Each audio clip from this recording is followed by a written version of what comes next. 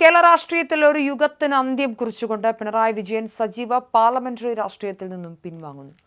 10 വർഷം നീണ്ട ഭരണാധിപത്യത്തിനു ശേഷം പടിയിറങ്ങുമ്പോൾ സഭയിലെ പ്രതിപക്ഷ നിരയെ നയിക്കാൻ പിണറായി ഉണ്ടാകില്ലെന്ന സൂചനകളാണ് CPM കേന്ദ്രങ്ങളിൽ നിന്നും പുറത്തുവരുന്നത്.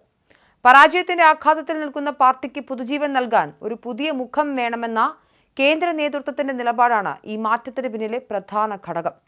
CPMലെ കർശനമായ വിരമിക്കൽ പ്രായപരിധി തന്നെയാണ് പിണറായി വിജയന്റെ മടക്കത്തിനും ആധാരമാകുന്നത്. 75 വയസ്സ് കഴിഞ്ഞവർ ഭരണപരമായ ഉത്തരവാദിത്തത്തിൽ നിന്നും രാഷ്ട്രീയത്തിൽ നിന്നും മാറി നിൽക്കണമെന്ന പാർട്ടി നയം പിണറായിയുടെ കാര്യത്തിൽ നടപ്പിലാക്കാനാണ് പോളിറ്റ് ബ്യൂറോ തീരുമാനം. ഇതോടെ വരാനിരിക്കുന്ന നിയമസഭാ സമ്മേളനങ്ങളിൽ പ്രതിപക്ഷ നേതാവിന്റെ കസേരയിൽ പിണറായിക്ക് പകരം മറ്റൊരു നേതാവ് എത്തും. മുൻ ധനമന്ത്രി KN ബാലഗോപാലിനാണ് പ്രതിപക്ഷ നേതൃസ്ഥാനത്തേക്ക് ഏറ്റവും കൂടുതൽ സാധ്യത കൽപ്പിക്കപ്പെടുന്നത്. പാർട്ടിയിലെ സീനിയോറിറ്റിയും ഭരണകാര്യങ്ങളിലുള്ള അറിവും ബാലഗോപാലിന് മുൻതൂക്കം നൽകുന്നു. കണ്ണൂരിൽ നിന്നുള്ള നേതാക്കൾ മാത്രം പാർട്ടിയെയും ഭരണത്തെയും നയിക്കുന്നു എന്ന ആക്ഷേപം പരിഹരിക്കാൻ തെക്കൻ കേരളത്തിൽ നിന്നുള്ള, പ്രത്യേകിച്ച് കൊല്ലം ജില്ലയിൽ നിന്നുള്ള ബാലഗോപാലിനെ മുൻനിരയിലേക്ക് കൊണ്ടുവരുന്നത് ഗുണകരമാകുമെന്ന് കേന്ദ്ര നേതൃത്വം വിലയിരുത്തുന്നു.